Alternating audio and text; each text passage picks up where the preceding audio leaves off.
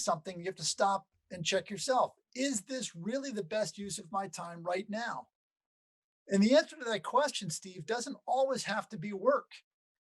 It can be the best use of my time right now is to get up and go for a walk.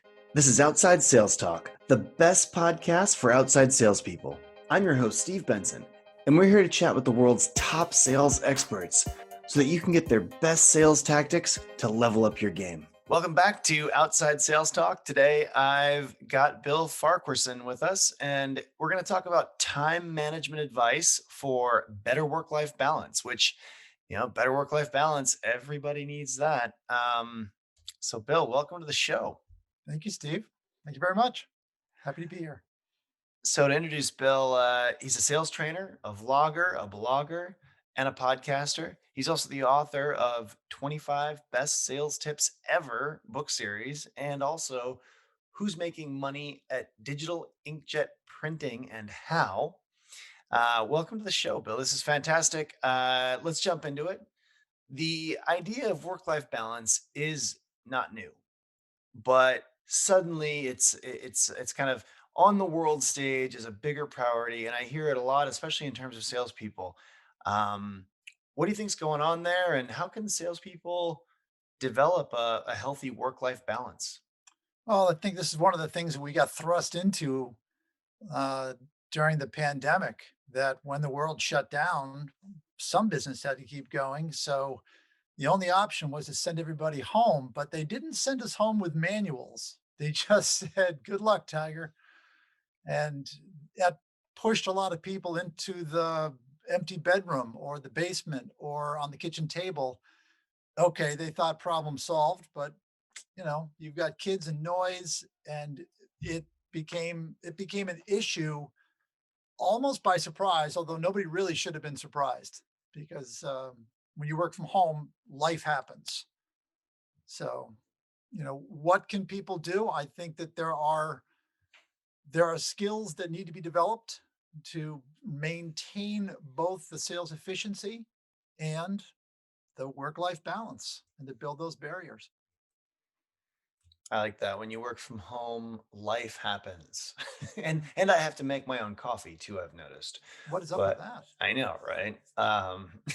But but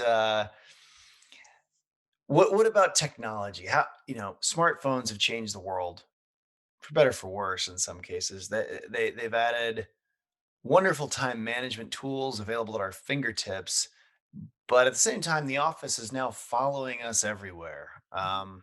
What are some strategies that field sales reps can implement to use smartphones positively and at the same time maybe rebuild the boundaries that once existed? I think part of it happens before you pick up the smartphone, Steve. I think you've got to recognize some fundamentals, some basics, starting with you're not as important as you think you are. And you don't really need to answer that phone, believe it or not. So we think to ourselves, well, good customer service means getting right on the phone, answering it after hours, answering it on weekends. And I disagree with that.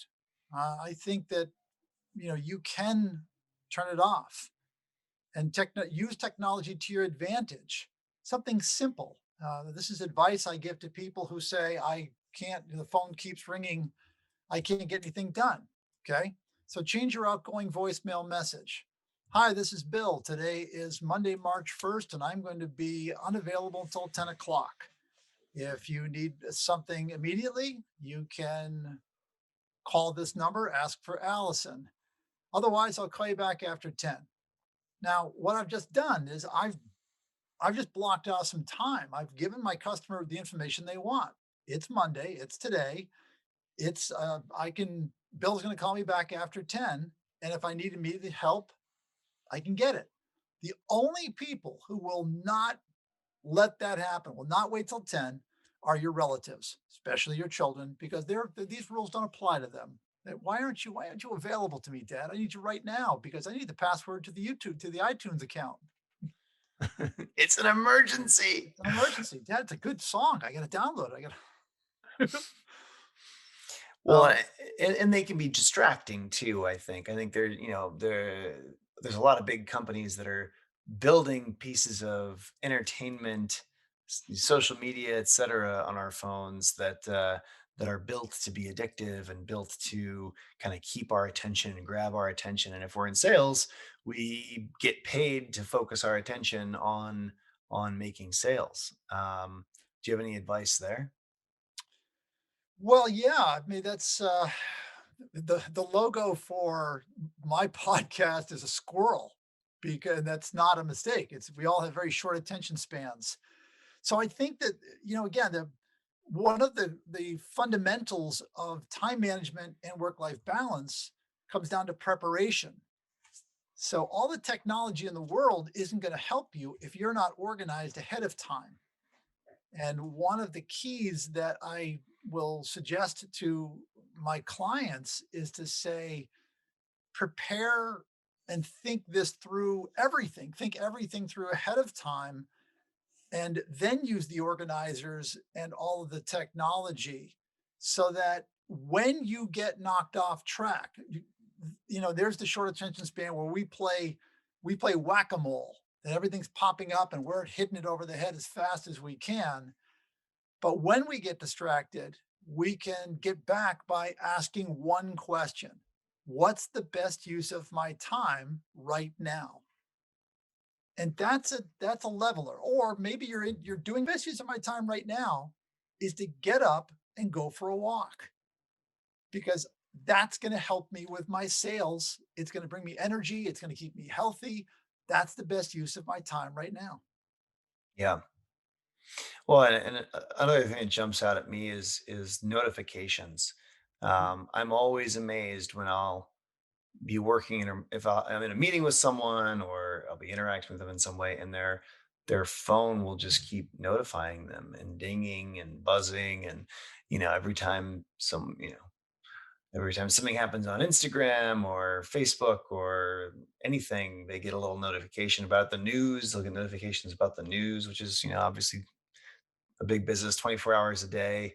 Um, and and I'm always amazed that they get anything done with all those little interrupters because maybe I just don't focus as well as some people can, but I really like to be able to focus on one thing and get it done.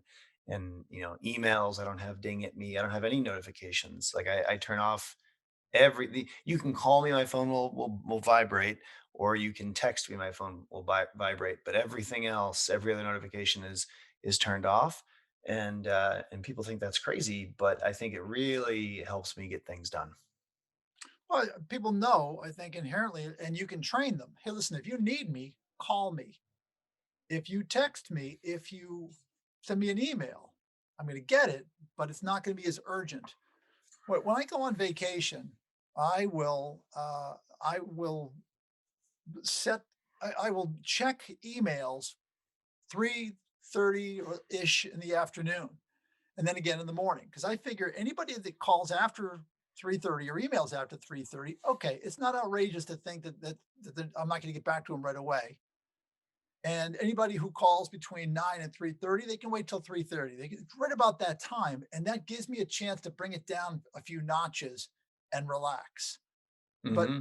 truly, it's we because of these smart devices, life chases us wherever we go.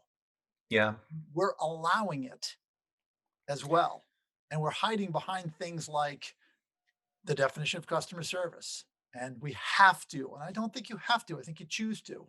Sometimes it is a good idea. Many times it's not. Well, yeah, and I think that you can set things up in a way that helps your employees on this too. If as a company you say, well, we are covering this 24 by 7, right? Like you can, we have someone's going to get back to you if you send us a message at Badger. You'll there are people covering things all the time, right? We share the inbound, like different people cover inbound different times a day, phone calls, and also the emails, IMs, all texts, all the other ways information can come into us. That's going to someone, but it's not always the same person. So someone can go on vacation; it's just going to someone else. So like I actually, when I'm on vacation, I don't necessarily even check my email. Um, I just like put on a forwarding and and it goes, and I say, hey, if you need this, reach out to this person. You did this, reach out to that person. And those people, if there was an actual emergency, which frankly nothing's actually an emergency, um, uh, then they would just they know my cell. They could just call me, right? But yeah, I ignore emails for up to a week.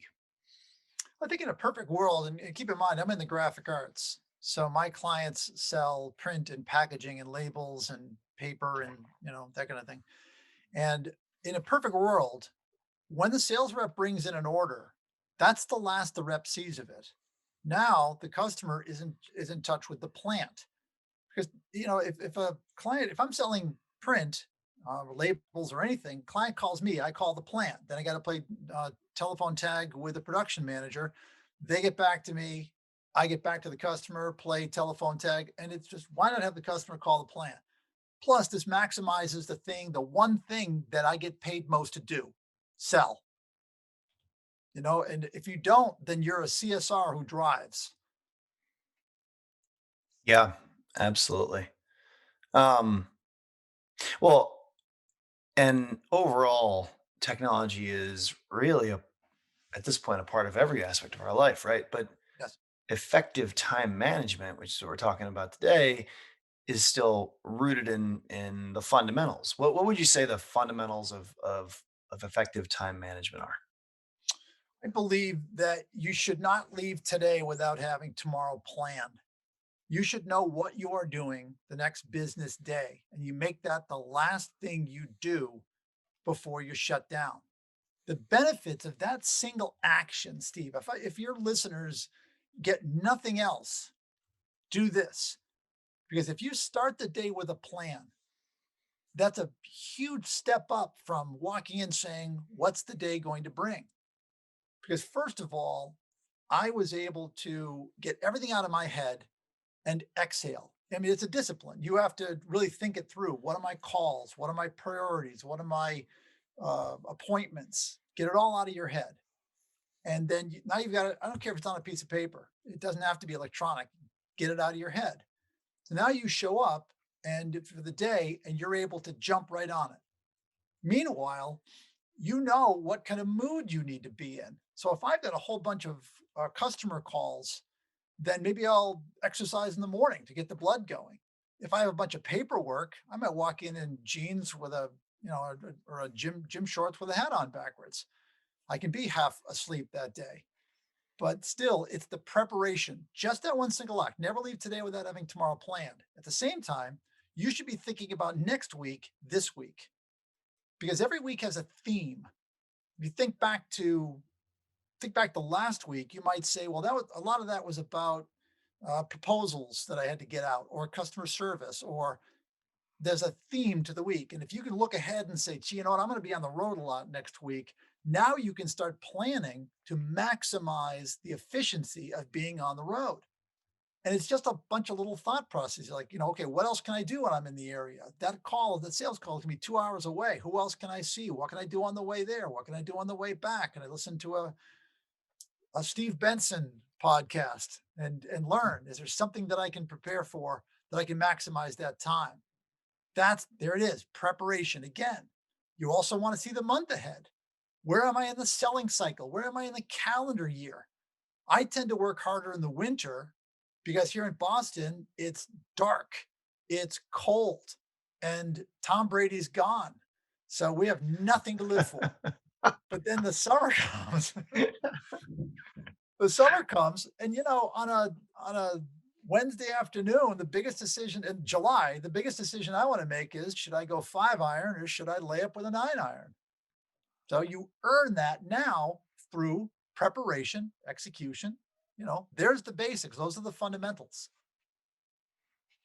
Yeah, that makes sense to me. I mean, I think one thing that I've felt found really helpful that kind of goes along and with what you're saying is I'll try to plan out what are the top things I'm going to do today, and I try to do that the night before or in the morning.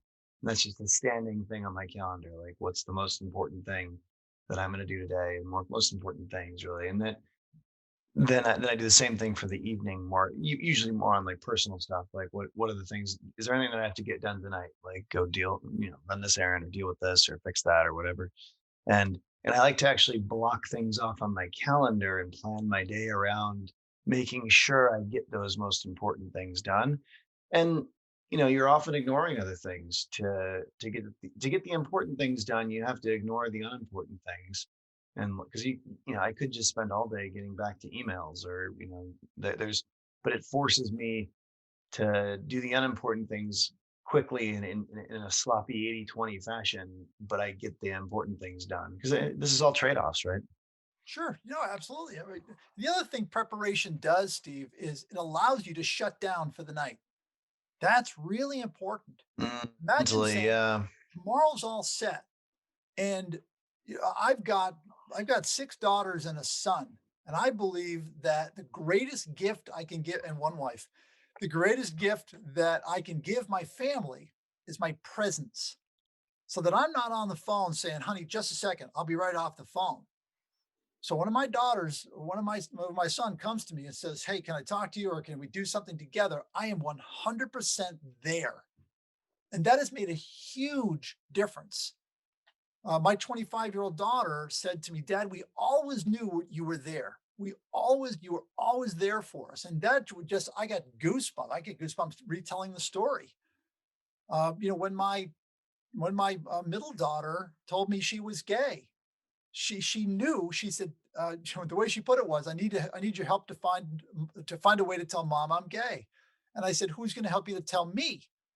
And she said, "Dad, you don't need help. You're my best friend." And in that moment, I thought to myself, you've done something right, Bill Farquharson. If your 15-year-old daughter has no problem saying to you, "Dad, I'm gay," that's unusual. And time management did that. Yeah, That's being there for preparation. people. No, Focus. so powerful. So and I think that really is the key to unplugging, is to just Yeah. have put down what I'm doing tomorrow, because then tomorrow you can worry about the next day. And so you don't want to be laying awake at night thinking about um, what you're going to be doing. You want it to already just be, you want to close the book. And I Right. think being organized allows you to do that, and then rest and recover, be there for the people in your life, and then be able to attack the day fresh the next day. Uh, That's fantastic. Exactly. And you need that mental rest. Otherwise, you're up all night. Your brain is still cooking on problems. I read that. I read that somewhere that they said your brain continues to work on issues even when you've said, "Okay, I'll figure it out later." It's still going. That little motor is still going. So that Mhm. you actively have to exhale. And the fundamentals, technology aside, if you got tomorrow planned, then fine, you can be 100% present. You don't have to worry about tonight. It just, there's so many benefits to that whole process, but it's not a light switch. This is something that I've developed over time. And the discipline of following that is another issue because it's temptation. It's tempting to pick up that phone when there's a late night phone call or a late night email. Very tempting. Yeah, well, it's yeah, a great analogy that I think about with this, I don't know how much people know about how computers work, but there's RAM, the active part of the memory, active memory the computer's using to think about a given the processes that it has running right now in real time, not storage, but like active. And especially in older computers, you can only have so many programs running because all the RAM would get used up. And so if you wanted to do something hard, like run a complex, you know, algorithm in Excel or something, you'd have to close all the other programs because they were taking up RAM just for being open. So it's if you can actually mentally close the programs, yeah, I think our brains work a lot like old computers. That's a great analogy. Um, well, what about the other way? The challenges that you see sales reps face when it comes to time management? Where do we screw up? Where do we do things wrong with time management? I think we go towards our want tos before our have tos. That's the But all the I key. want to do is play on Instagram. Yeah. Well, there's the social media aspect, right? I think I'll just check this a second. I think I'll just do this. I think I'll just, and you just kind of, there's whack-a-mole. Those are decisions that you consciously make. When someone says, "I don't have time for that," I hear, "I'm choosing not to use my time that way." So the mistakes that one of the big mistakes we make is that we are doing the wrong thing at the wrong time. That's where time management is not just about efficiency. Time management is one part of the whole. The other part is sales focus, because you can have great time management skills, but you can do the wrong things. Or you can know exactly what you should do, but never get to it. It's only when these two things come together, when you're planned, you are prepared, you know what you should be doing, and it's matched up with an efficient time management skill set. That's when you do more in less time. That to me is the holy grail. From a sales time management standpoint, if you can work less and get more done, sweet. That's huge. And how do they make this actionable? How does a salesperson, in particular a field salesperson, make their plan to prioritize their daily tasks? How does that? How should they go about that? Step 1. Step one is to take a look at the sales activities that you make the most money on. I call them sales silos, and you should have no more than five. So this might be new business generation, selling to a particular zip code, selling one particular vertical market like churches, hospitals, banks. You could say, I'm going to sell to one piece of equipment. You could say, I'm going to maintain my existing accounts. These are sales silos, and you can't have more than five in my world. So, and you write down everything that you do and then you try to categorize them. So what that does is that says, okay, here are the things that I'm making money on. And Pareto's law, the Pareto's rule, the 80-20 rule, I 80% of your It's business, my 20%. my favorite rule in the world, literally. Sure. Yeah. Wilfredo Pareto noticed that 80% of Italy was owned by 20% of its citizens, became known as the Pareto's law, the 80-20 rule. So I'm thinking, all right, so if I can figure out those activities that make me the most money, and I can focus 100% of my time on it, not 80, and I can say no to everything else, that's time management and sales focus crossing. So the first step is to figure out, what do I do that's making me the most money? Then I say, okay, now I'm going to look at things in 7-day terms. So, what plan can I put together for each one of those five sales silos for the next 7 days? Specifically, I will make 10 of these. I will do 1 hour's worth of research. I will, whatever. And I'll set that up. The third step is to say, okay, over the next week, what do I have going on? And when do I think I can get these activities done, roughly speaking? Am I on the road? Do I have a day off, etc.? So you kind of think from a 5,000-foot level. The fourth step is you say, all right, what am I doing tomorrow? You plan tomorrow specifically what I'm going to do based on those activities that are going to lead to that ultimate goal. And the fifth step, engage, run the play. And that's how I run my life, really. It's those five steps over and over and over again. Every once in a while, I stop and I say, do I have the right sales silos? Now, COVID killed them. Just 3 out of 5 of my sales silos were gone overnight. I lost thousands of dollars in coaching in 3 days. Everyone said, sorry, Bill, I can't. Gone. It forced me to rethink everything. It also terrified me. But it was refreshing. It's like here I am almost a year later, and it's like I'm running a new company because I've taken a different direction, following that same process over and over and over again. And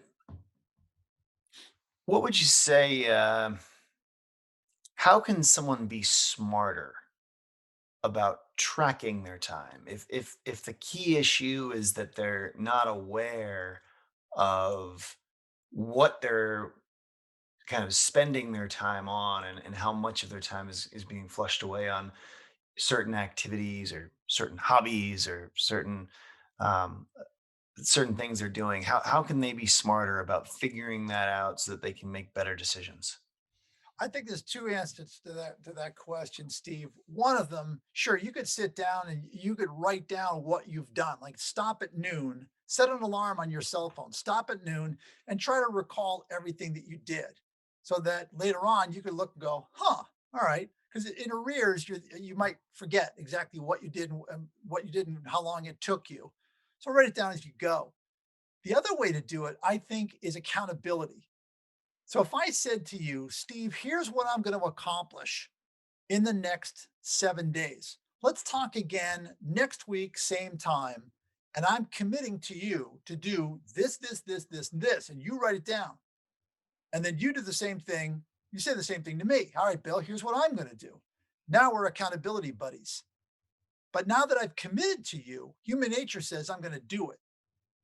And so a week from now, my coach, Steve, my accountability buddy, says, Bill, this is what you told me you were going to do. Did you do it? Yes, no, why not? And you can hold someone accountable lightly. Like, okay, what change would you make? What would you do differently? But committing to it and reporting to someone forces you to be smarter. It's probably worth circling back. Like you were talking earlier about how you've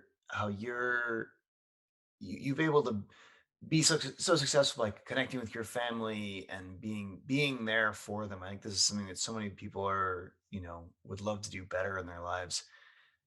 How how would you say what are things that people can do to disconnect from work and then really connect into those things that are the most important to them? And maybe it's not family, maybe the most important thing to you is your baseball card collection, but how can you step away from work and be able to focus on family or those baseball cards? We mentioned earlier writing a plan for tomorrow and be able to close the book on it. What else would you say are some key things people can do?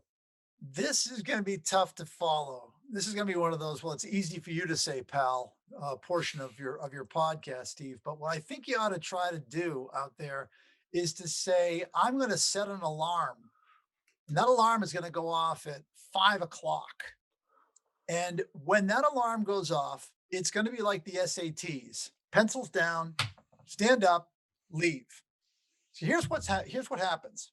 Let's say it's 3:45 and you're looking over and you're saying, okay, I have an hour and 15 minutes and I am 100% committed to leaving at 5 o'clock. Now you're going to look at your to do list and you're going to make a good decision. See, if you have an open ended calendar, if a schedule for the night, then 5 o'clock is going to be 6 o'clock, is going to be 6:30, is going to be 7. And you're going to justify it in your head.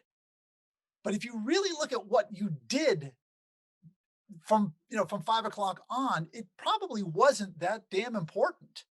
So if you say at 5 o'clock I will leave, when you're looking at your to-do list, you will choose the right things. And when you look back on your day, you'll say the things that I did should have been done, but the things that I didn't do might not belong on my to-do list at all. So what I say to people is set an alarm, choose a time, set an alarm, try it for 5 days, try it for 1 week, and see what a difference it makes. You truly can get less done, get more done in less time if you limit the amount of time you work. It's the premise to the book, The 4 Hour Work Week. It's the more you limit it, the smarter you get about what you do. And that's the point of that book and this conversation. Stop working at a certain time. Commit to it for 1 week. That's it. See what a difference it makes. You can adjust it after that. Yeah, maybe even if you said you were going to stop at 5, set an alarm for 5 minutes before that and write down what you're doing tomorrow. Write down your list, review the schedule for tomorrow. I don't know, maybe if you've got a real complicated schedule, it takes 10 minutes, but build in that time.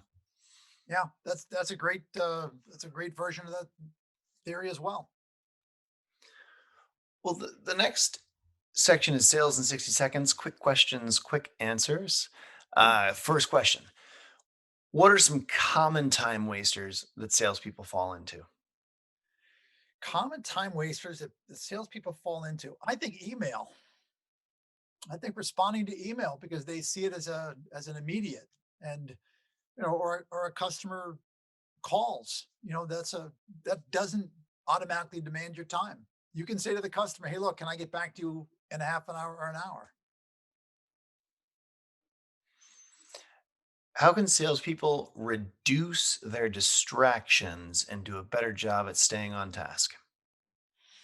That's the discipline part of it. That's the just do it. I think that being organized is the key, but you have to stop and ask yourself that question, either what's the best use of my time right now, or is this the best use of my time right now? And I have people write it down, stick it on their computer so that when they're doing something, they're checking themselves along the way.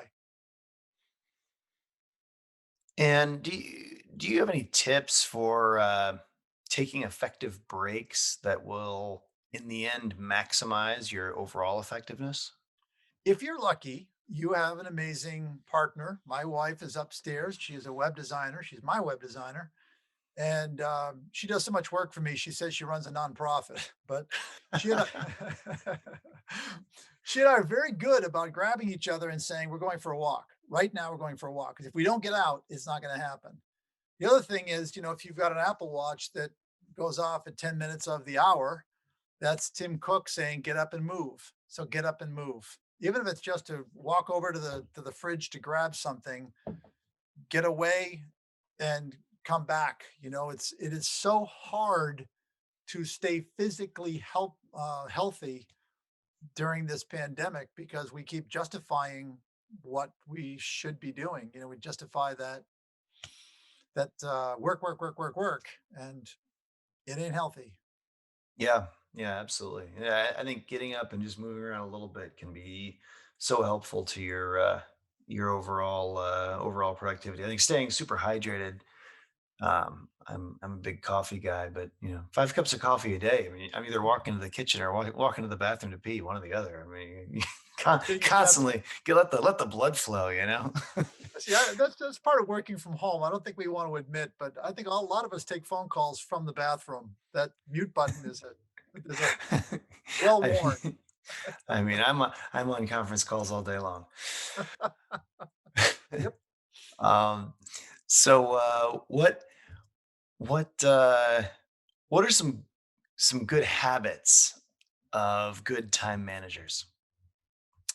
Habits of good time managers. Well, you've heard me hit beat that preparation horse, and I'll hit that once again. That is a good one.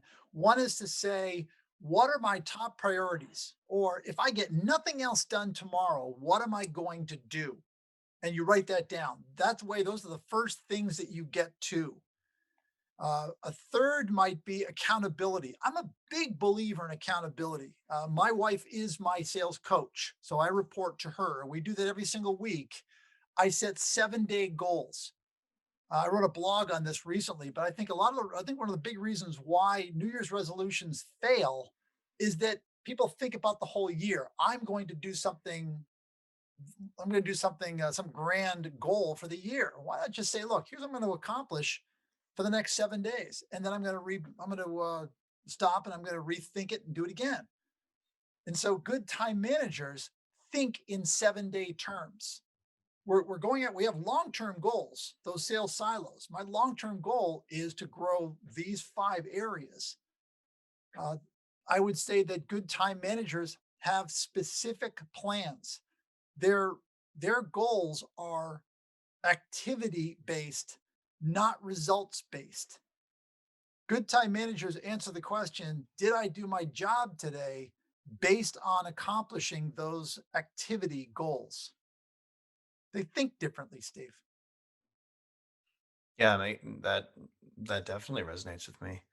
Well, what would you say the greatest sales lesson that you've learned over the years is? Sales in general, not just regarding time management, but more in general.